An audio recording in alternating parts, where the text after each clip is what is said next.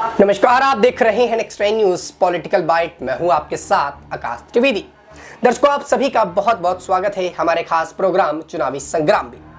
इस महीने देश के 5 राज्यों पर विधानसभा चुनाव हो जाएंगे और ऐसे में अब देखना ये होगा कि दोनों ही पार्टियां जो लगातार इस पूरे चुनाव पर अपना दम दिखाती हुई नजर आई, उनमें से जीतेगा कौन।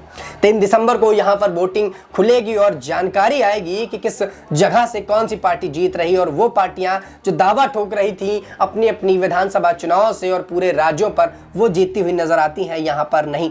वहीं मरुस्थल राज्य और राजस्थान में ये कहां का चुनावी जिस प्रकार से घमासान हुआ है और चुनाव में इस प्रकार के वोट पड़े हैं, उसका जो ऊंट है वो किसकी तरफ करवट लेता है, वो भारतीय जनता पार्टी की तरफ जाता हुआ नजर आएगा या फिर कांग्रेस की तरफ नजर आएगा, ये 3 तारीख को खुल जाएगा। लेकिन आपको बता दें कि जिस तरीके से राजस्थान का चुनाव भारतीय जनता पार्टी अपने लिए बहुत अहम बता रही थी, कहा यह जा रहा था कि भारतीय जनता पार्टी के लिए ये चुनाव अहम इसलिए है क्योंकि 5 साल का जो टारगेट था वो यहां पर चल रहा है। कहा यह जाता कि 5 साल भारतीय जनता पार्टी आती है और 5 साल के लिए कांग्रेस पार्टी आती है, और कांग्रेस पार्टी ये कह रही है कि हम ये पूरी तरह से जो मामला था, जो प्रक्रिया है, इसको तोड़ देंगे और दोबारा से राजस्थान में अपनी ही सरकार बनाएंगे और भारतीय जनता पार्टी को यहाँ पर धूल चाटनी पड़ेगी। वहीं भारतीय जनता पार्टी लगातार इस बात को दोहराती है कि हम भी ये प्रक्रिया तोड़ेंगे और भारतीय जनता पार्टी इस बार तो आएगी ही, अगली बार भी आएगी, उसके बाद भी आएगी और लगातार आती रहेगी। वहीं आपको बता दें, इस बीच भारतीय जनता पार्टी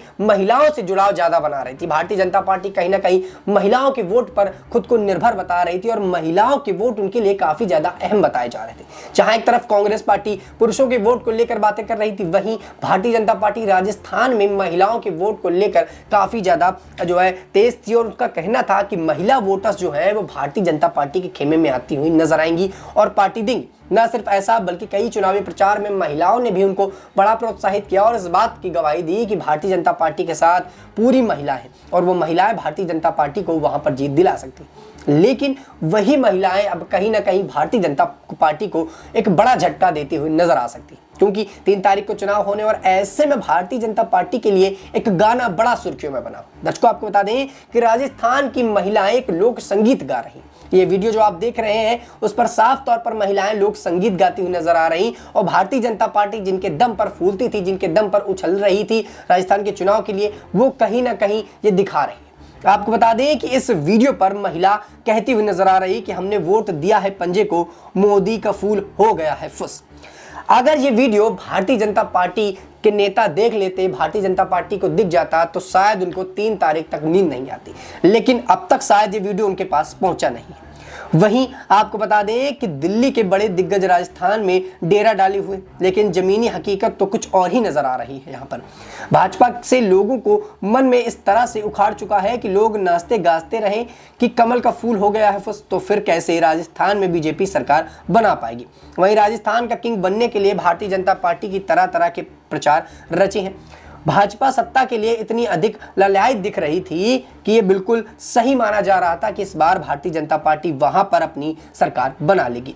लेकिन जो अब होता हुआ नजर आ रहा है चुनाव के बाद, वो कुछ और ही बता रहा। अब कहीं ना कहीं जिस प्रकार के दावे भारतीय जनता पार्टी और कांग्रेस दिखा रही थी और कर रही थी, वो कहीं ना कहीं बदलता हुआ नजर आएगा और 3 तारीख का जो वोटिंग होगी और उस पर ये पता चलेगा कि चुनावी अटकलें कितनी तेज हुई और किसके पलड़े पर कौन सी सीटें और कहां से सत्ता हाथ लगी, क्योंकि ये 5 ही राज्य काफी ज्यादा अहम बताए जाते हैं। इसमें से जो 3 राज्य थे वो कहीं ना कहीं भारतीय जनता पार्टी के लिए बहुत ज्यादा अहम बताए जा रहे थे, राजस्थान, छत्तीसगढ़ और मध्य प्रदेश। मध्य प्रदेश की बात हम इसलिए करेंगे क्योंकि यहाँ पर कमलनाथ लगातार दावा ठोक रहे थे कि कि शिवराज सिंह चौहान की सीट को यहाँ पर छूने तक नहीं देंगे। वहीं शिवराज सिंह चौहान भी कई बार दावा ठोकते आए कि कमलनाथ की भ्रष्ट सरकार यहाँ पर कुछ नहीं कर पाएगी। इस बीच राहुल गांधी का जो बयान आया वो कहीं ना कहीं इनके चुनावी प्रक्रिया को लेकर इन पर हावी होता हुआ नजर आएगा, क्योंकि जिस प्रकार से राहुल गांधी ने प्रधानमंत्री को ऊपर जो है पनौती वाली बात कह दी, तो वो कहीं ना कहीं इनको चिंता में डाल सकती है। वहीं दर्शकों, आपको बता दें कि पीएम और भाजपा को लगा कि झूठ काम जो है यहाँ पर नहीं चल पाएगा, जिस प्रकार से महिलाओं को ये साधने का काम कर रहे थे। ऐसे में उनका जो मन था वो अब कहीं ना कहीं विचलित होने लगा है, क्योंकि राजस्थान के मुकाबले, लेकिन हकीकत यह है कि राजस्थान में पेट्रोल मध्य प्रदेश से सस्ता था। पीएम और भाजपा को लगा कि झूठ काम नहीं कर रहा, तो उन्होंने मत फैलाओ और आपको ये बताओ कि हमारे भविष्य को बेहतर बनाने के लिए क्या करोगे। भाजपा से जब लोगों ने पूछा कि भाजपा तो मानो ऐसे शांत हो गई है कि मानो मुंह में दही सा जम गया, लेकिन कांग्रेस के पूरे चुनाव मुद्दे पर लड़ रही है, तो वहीं दूसरी ओर भाजपा के भीतर एक दूसरे को नीचे दिखाने के लिए लगातार प्रयास किए जा रहे हैं। ऐसा कलेश हुआ है कि राजस्थान में दिल्ली में दरबार सजाना पड़ गया है और राज्य के वरिष्ठ नेताओं को कहा गया है कि भाई टेंशन मत लो, सबका ख्याल रखा जाएगा।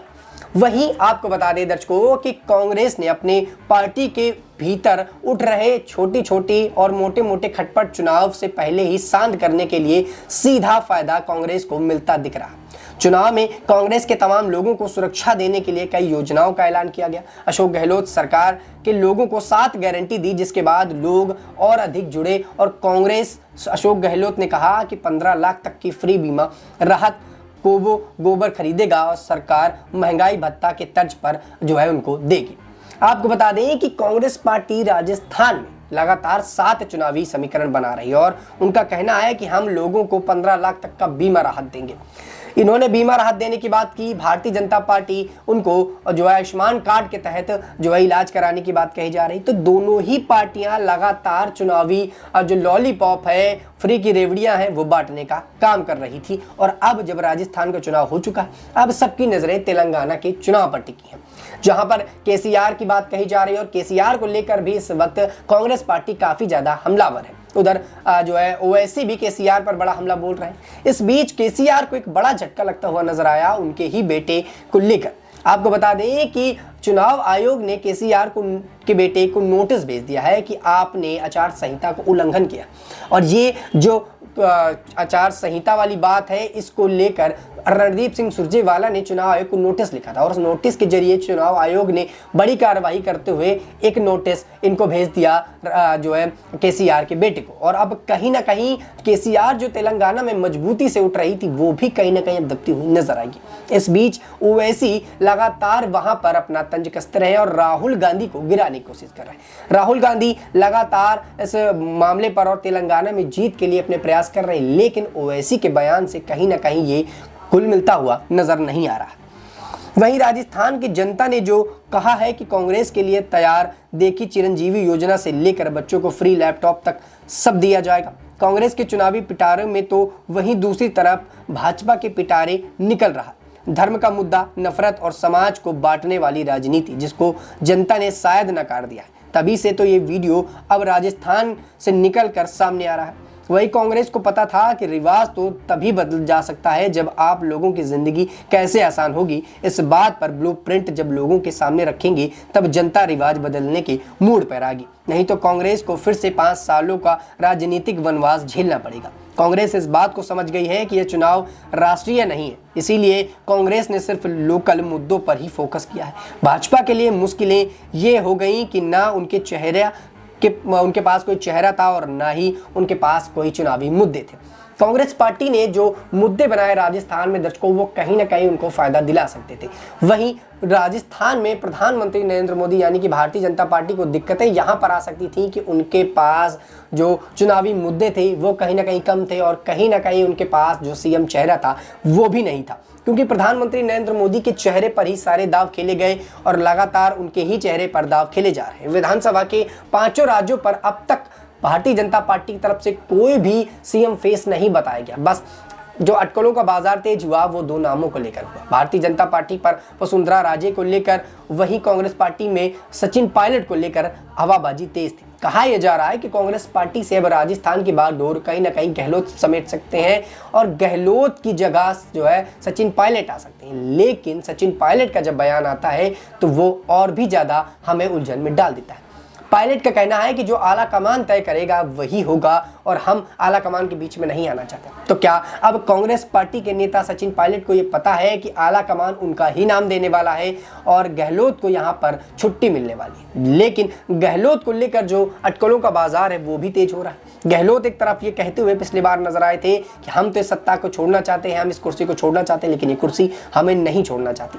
तो कहीं ना कहीं भारतीय जनता पार्टी हो या कांग्रेस पार्टी लगातार इन सब चीजों को उठा रही है। लेकिन कांग्रेस के पास जो अहम मुद्दे इस बार रहे वो थे उनकी योजना, जहां वो 15 लाख की राहत कोष की बात कर रहे हैं, महिलाओं के लिए फ्री बस, लैपटॉप और मोबाइल बांटने की बात कर रहे हैं। वहीं भाजपा अभी उन्हीं मुद्दों पर टिकी है जो शायद बहुत पुराने हो चुके। जाति धर्म के नाम पर वोट बटोरने का प्रयास यहाँ पर भारतीय जनता पार्टी कर रही है और लगातार पिछले कई चुनावों पर देखा गया है कि भारतीय जनता पार्टी सिर्फ एक एजेंडे के रूप पर काम करती है और वो इसी प्रकार की बातों से वोट बटोरना चाहती है। अब राम मंदिर के मुद्दे पर इनके खेमे पर वोट जाते हुए नजर आएंगे, वही जाति और धर्म के नाम पर फिर से बंटवारा यहाँ पर शुरू हो जाएगा। दर्शकों, ऐसे में अब देखना यह होगा कि राजस्थान की बागडोर किसके हाथ में जाती है और राजस्थान का वो ऊंट किसकी तरफ पलटा लेता है और किसकी तरफ अपनी पीठ दिखाता है। क्या कांग्रेस पार्टी के खेमे पर जाता हुआ नजर आएगा ये चुनाव या फिर भारतीय जनता पार्टी के खेमे में जाता हुआ नजर आएगा? क्योंकि लगातार भारतीय जनता पार्टी के नेता दावा ठोक रहे हैं कि कांग्रेस पार्टी नफरत फैलाने का काम कर रही है, जो उनकी मोहब्बत की दुकान है वहां से सिर्फ जहर घोला जाता है। वहीं कांग्रेस पार्टी के नेता भारतीय जनता पार्टी पर नेता पर आरोप लगा रहे हैं कि हिंदू मुस्लिम कर वोट बटोरना जानते हैं, ये सिर्फ और सिर्फ धर्म की राजनीति करना जानते हैं, यहाँ पर जाति और धर्म को बांटकर वोट बटोरना चाहते हैं, राम मंदिर के नाम पर वोट लेना चाहते हैं। आपको बता दें दर्शकों कि ऐसे में कपिल सिब्बल का भी बड़ा बयान आता और कपिल सिब्बल भी इस बात को दोहराते हुए नजर आए थे कि भारतीय जनता पार्टी कहीं ना कहीं धर्म के नाम पर वोट लेने का काम करती है और राम मंदिर के नाम पर इस बार भी वो वोट लेगी। तो अब दर्शकों, जिस प्रकार से ये चुनाव हुए और चुनाव के बाद 3 तारीख का इंतजार दोनों ही पार्टियां कर रही हैं और शायद अब दोनों ही पार्टियों को सुकून की नींद ना आ रही हो, क्योंकि जिस प्रकार के चुनाव पड़े वो कहीं ना कहीं समीकरण को बदलते हुए नजर आए। जहां पर कांग्रेस पार्टी उम्मीदें लगा रही थी वहां पर कांग्रेस पार्टी को उम्मीद से हटकर मिला, वहीं भारतीय जनता पार्टी को जो उम्मीदें थी वो भी कहीं ना कहीं हटकर मिला। अब 3 तारीख को यह फाइनल होगा कि आखिरकार 5 राज्यों की सत्ता पर बैठेगा कौन, भारतीय जनता पार्टी या फिर कांग्रेस पार्टी।